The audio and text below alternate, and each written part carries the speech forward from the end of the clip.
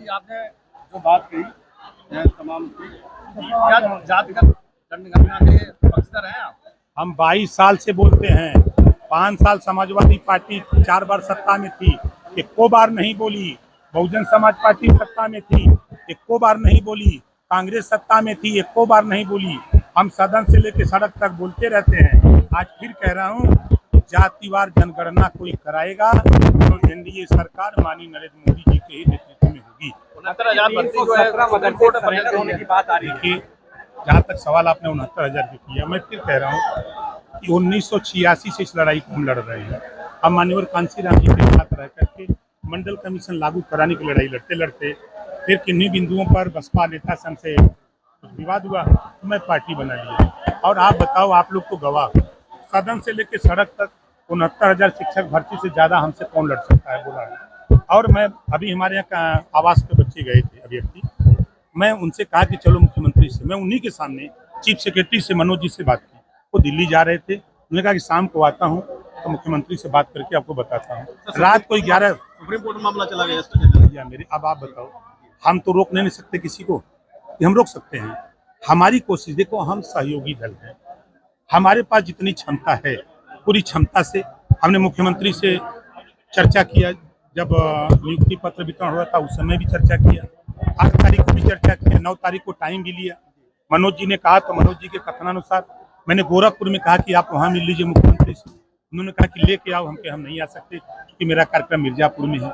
मैं मिर्जापुर में था, तो मेरी सिंपैथी, मैं 69,000 शिक्षक भर्ती के जो अभ्यर्थी है मैं उनके साथ हूँ। मैं फिर कह रहा हूँ, करने की बात आ रही है।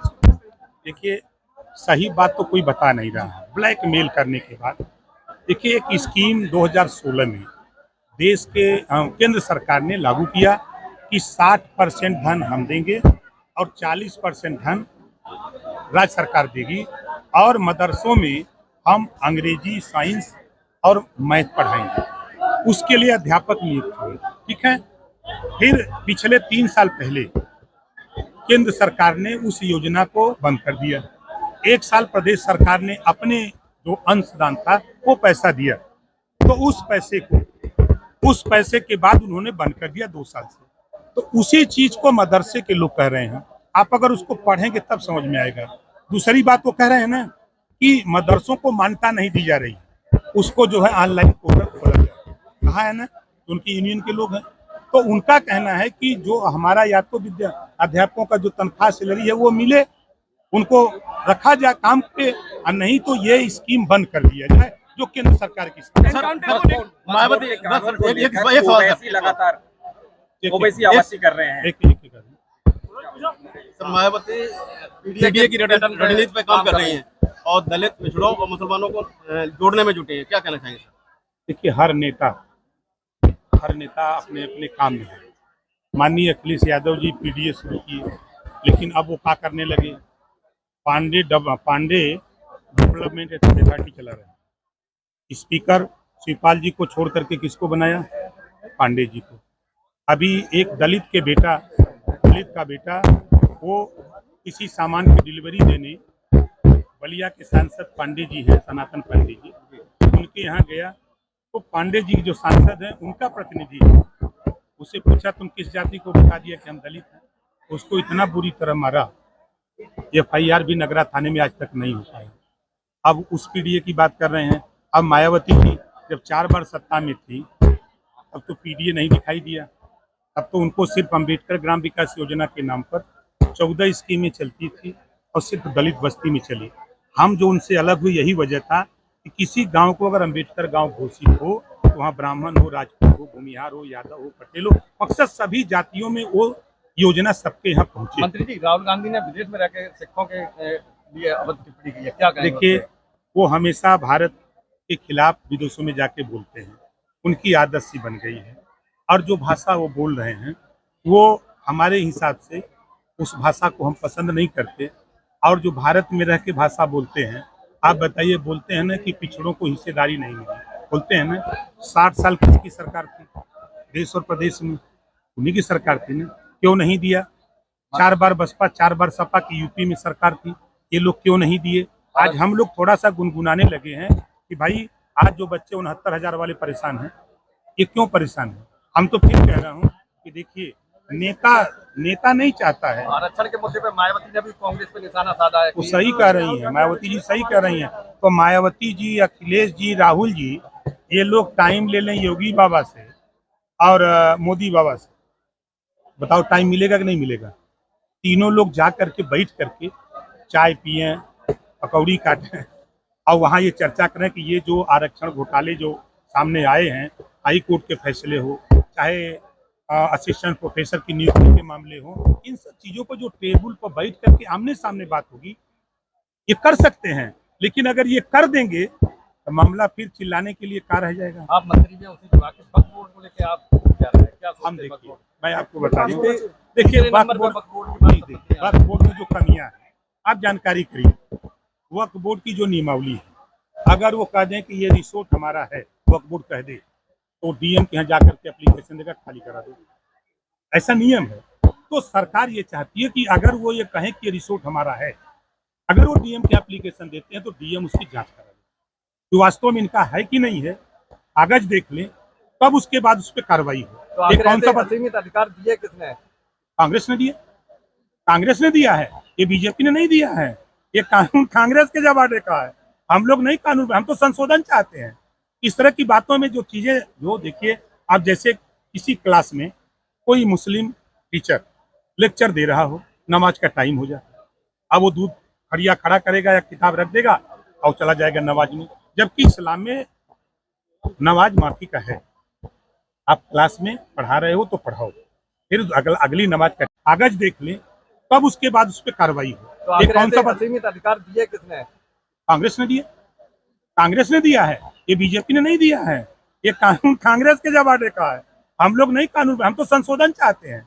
इस तरह की बातों में जो चीजें, जो देखिए, आप जैसे किसी क्लास में कोई मुस्लिम टीचर लेक्चर दे रहा हो, नमाज का टाइम हो जाए, अब वो दूध खड़िया खड़ा करेगा या किताब रख देगा और चला जाएगा नमाज में, जबकि इस्लाम में नमाज माफी का है। आप क्लास में पढ़ा रहे हो तो पढ़ाओ, फिर अगली नमाज का टाइम हो तो आप जाके दोबारा पढ़ लेना। ये व्यवस्था है। अगर उसमें संशोधन हो रहा है तो कौन सी बुरी बात है? एनकाउंटर को लेकर के काफी सवाल अखिलेश यादव उठा रहे हैं। उन्होंने एक्सपर्ट ट्वीट किया है। उन्होंने कहा कि जो लोग एनकाउंटर की बात कर रहे हैं, जिन्हें शक हो न्यायालय जाए, तो मैं उनसे ये पूछना चाहता हूँ कि न्यायालय में लोगों की जान वापस आ सकती है तो एनकाउंटर मारे गए हैं। हम उनसे पूछना चाहते हैं कि जब 67 पूरे प्रदेश में अब तक का जो हमने आंकड़ा देखा है, 67 मुसलमानों का इनकाउंटर हुआ जो अपराधी थे, उस पर तो नहीं बोल रहे हैं। 20 ब्राह्मणों का इनकाउंटर हुआ है जो अपराधी थे, उस पर तो नहीं बोल रहे हैं। और 19 ठाकुरों का इनकाउंटर हुआ, उसको नहीं बोल रहे हैं। राजभर का हुआ, कश्यप का हुआ, बिंद का हुआ, उस पर तो नहीं बोल रहे हैं। खाली यादव पर क्यों बोल रहे हो भैया? यादवों के नेता हो, औरों पर बोलो जरा। कि खाली यादव की लीडरशिप करते हो। 20% मुसलमान है, आबादी है, 67 लोगों का इनकाउंटर हुआ और आप ही की पार्टी में सांसद थे, विधायक थे। अतीक अहमद किसकी पार्टी के थे? अगर कहा जाए, इससे पहले सीएम योगी की, डिप्टी सीएम ब्रजेश पाठक की और तीसरी आपकी जनसभा हुई है। क्या ये जो चुनाव होने जा रहा है, इसी की तैयारी अच्छा ये है? बताओ, हम नया आए हैं, आप ही लोग बताओ। हम रूटीन में कार्यक्रम करते हैं। अब हमारा कार्यक्रम पश्चिम में है, गाजियाबाद तक में कार्यक्रम करेंगे, क्योंकि हम अपनी पार्टी को ग्रोथ में ले जा रहे हैं। ज़्यादा से ज़्यादा संगठन का विकास हो, लोग अपने हक के लिए जागरूक हों। जैसे आप लोग ही, हमको अंदाजा कि आप लोग अपने जीवन में दर्जनों नेता बना दिए होंगे दिल्ली लखनऊ के लिए, लेकिन पत्रकार आयोग की गठन की बात तो कोई नहीं करता है। अगर ये करता है तो प्रकाश राजभर। अच्छा, अभी महिला आयोग में जो चुनाव हुआ, उसको लेके अपर्णा यादव कुछ ना कुछ जो उपाध्यक्ष का पद मिला। देखिए, आपको बता दें कि पद है सीमित, 403 विधानसभा की सीटें हैं और लड़ने वाले कम से कम नहीं कुछ तो हमको अंदाजा 1 लाख लोग हैं। तो कहाँ से देंगे टिकट? लेकिन नाराजगी थी कुछ उनकी। स्वाभाविक है। देखिए, कोई आदमी चाहता है कि लड़के, भाई किसान जिस तरह खेत में लड़ करके अच्छी फसल लेना चाहता है, उसी तरह हर नेता सोचता है कि हमको अच्छा पद मिले। वो भी लड़ता है, उसका अधिकार है लड़ना। अपनी पार्टी में अपने नेता से लड़ना उसका अधिकार है। मंत्री, आप एनडीए का हिस्सा है, केरल में कोई प्रत्याशी अभी तक नहीं भैया मेरे हम प्रत्याशी नहीं तय करते, मंत्री जी हम अपनी पार्टी। हाँ मैं आपके कार्यक्रम में सभी वीडियो और सेक्रेटरी को फंसे लाने के लिए, भीड़ इकट्ठी करने के लिए एक पत्र जारी किया गया है। नहीं, मुझे ऐसी कोई जानकारी नहीं है। यहाँ आए हुए जो लोग हैं वो भारतीय समाज पार्टी के सिपाही, हमारे नेता इस मंडल के अलग अलग जिले से जिलाध्यक्ष और मंडल अध्यक्ष प्रदेश के नेता आए थे।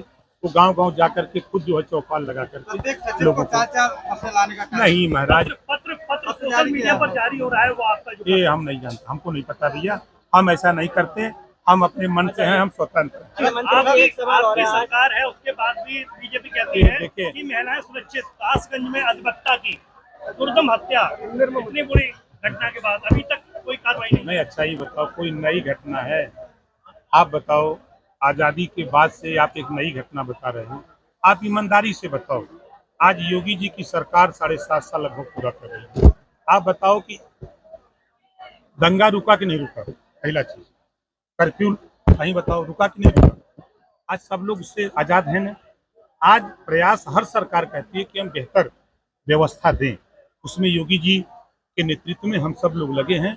हम भैया सहयोगी दल के हैं, भारतीय जनता पार्टी में हमारा गठबंधन है, एनडीए में हम वहाँ हैं। हमसे जितनी मदद होगी उतना हम गरीब, कमजोर, पिछड़े, दलित। मंत्री जी एक आखिरी सवाल आपसे, हिमाचल प्रदेश के शिमला में एक मस्जिद को लेकर काफी बवाल मचा हुआ है। अरे यूपी की बात करो। नहीं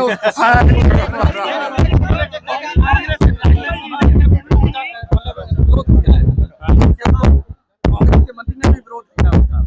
कांग्रेस का आखिर विरोध है ना, कैसे के बाद